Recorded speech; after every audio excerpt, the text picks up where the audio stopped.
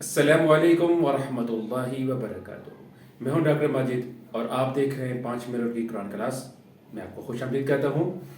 آج ہم سورہ بقرہ کی آیت نمبر 87 کا مطالعہ کریں گے۔ آئیے آغاز کرتے ہیں۔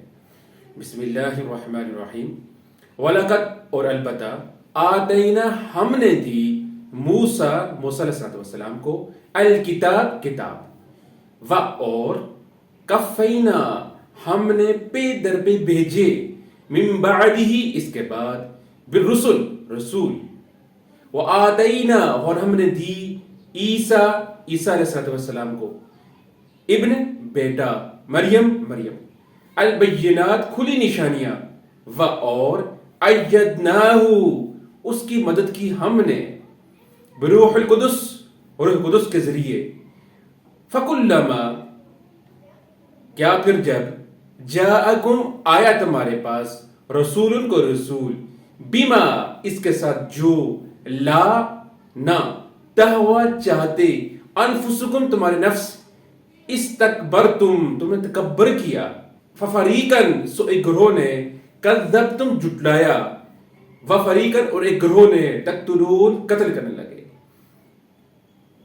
مفہومی ترجمہ، ہم نے حضرت موسیٰ علیہ السلام کو کتاب دی اور ان کے پیچھے اور رسول بھیجے، اور ہم نے حضرت عیسیٰ بن مریم کو روشن دلیلیں دیں اور روح القدس سے ان کی تائید کروائی، لیکن جب کبھی تمہارے پاس رسول وہ چیز لائے جو تمہاری طبیعتوں کے خلاف تھی تو تم نے جھٹ سے تکبر کیا، پس بعض کو جھٹلایا اور بعض کو قتل کر ڈالا۔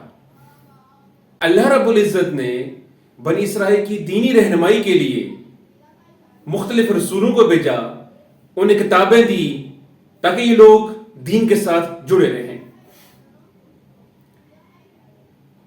اور یہ بنی اسرائیل ایک لحاظ سے بڑے خوش قسمت تھے کہ ہزاروں انبیاء کرام تشریف لائے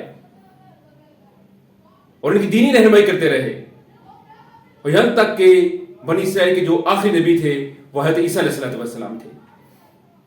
اللہ تعالیٰ نے حضرت عیسیٰ علیہ السلام کو بہت سے معجزات دیے۔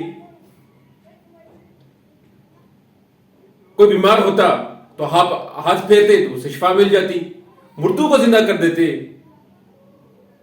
اور جو نابینا ہوتے اللہ تعالیٰ کے ذریعے سے وہ ان کو بینا کر دیتے، اور پھر ساتھ ساتھ اللہ تعالیٰ نے حضرت جبرائیل علیہ السلام کے ذریعے حضرت عیسیٰ علیہ السلام کی مدد کی۔ لیکن بنی اسرائیل کا ایک عجیب سا ایک رویہ ہوتا تھا کہ جب بھی ان کے پاس کوئی پیغمبر آتا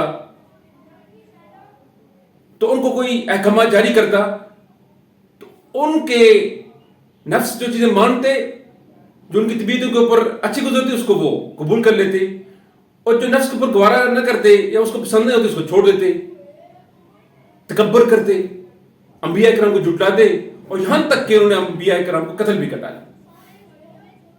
تو ہمیں یہ ایک سبق مل رہا ہے اور ہمیں بتایا جا رہا ہے کہ دین کو خواہشات کے مطابق نہیں چلانا چاہیے، بلکہ اپنی خواہشات کو دین کے تابع کرنا چاہیے، تب جا کر کامیابی ملتی ہے۔ اللہ تعالیٰ سے دعا ہے کہ وہ ہمیں عمل کرنے کی توفیق عطا فرمائے۔ السلام علیکم ورحمۃ اللہ وبرکاتہ۔